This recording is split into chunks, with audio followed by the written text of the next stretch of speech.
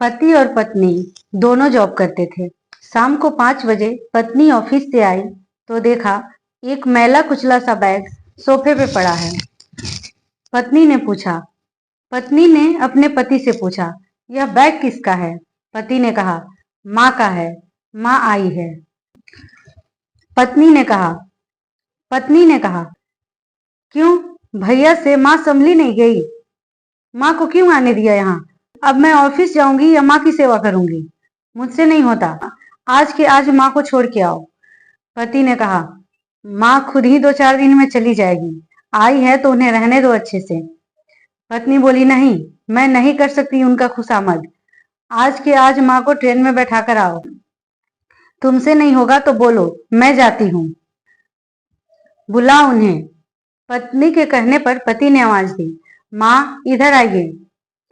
माँ भी अपने कमरे से सब सुन रही थी। माँ निकल कर आती है। माँ को देखते ही जैसे पत्नी के पैरों तले जमीन निकल गई। वह उसकी खुद की माँ थी।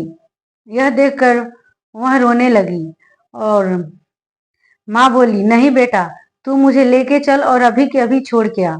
वह बोली, नहीं माँ, मुझसे गलती हो गई, मैंने गलती से यह शब्द आपके लिए बोल दिए। माँ बोली, बेटा तुमने गलती से नहीं बोले हैं, तुमने सही शब्द बोले हैं।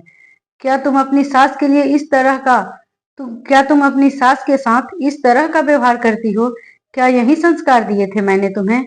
आज तो मुझे खुद पे ही शर्म आ रही है। इससे अच्छा है बेटा मैं तुम्हारे यहाँ का पानी भी ना पीऊं। तू मुझे जल्दी से जल्दी ट्रेन में बैठा दे, मैं नहीं रह सकती। जिस घर में सास ससुर का मान न हो उस घर में भला माँ का क्या मान होगा? तुमसे तो लाख गुना अच्छा मेरा दामाद है जो मुझे लेके आया शहर घुमाने के लिए। तुम्हारे डर से तो कभी दामाद जी अपनी माँ को भी नहीं लाते होंगे। तुम तुम जैसी भेदभाव करने वाली बेटी से अच्छा है कि मैं अपने घर में ही रहूं। वह बोली, माँ मुझसे गलती हो गई, मुझे माफ कर दीजिए, आइंदा से मैं ऐसा कभी नहीं करूंगी। मैं अपनी सास में और माँ में कोई भेदभाव नहीं करूंगी। माँ बोली, ठीक है बेटा, तब की तब देख लेंगे, अभी मैं तुम्हारे घर में 1 मिनट भी नहीं रुक सकती। इतना कहकर माँ उनके उनके घर से निकल गई।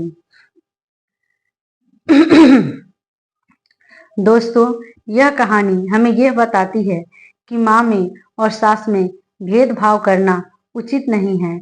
माँ का त्याग और बलिदान हमें दिखाई देता है, पर एक सास का त्याग हमें दिखाई नहीं देता। सास अपना सब कुछ आपको समर्पित कर चुकी होती है और आपसे थोड़ा प्यार और थोड़ी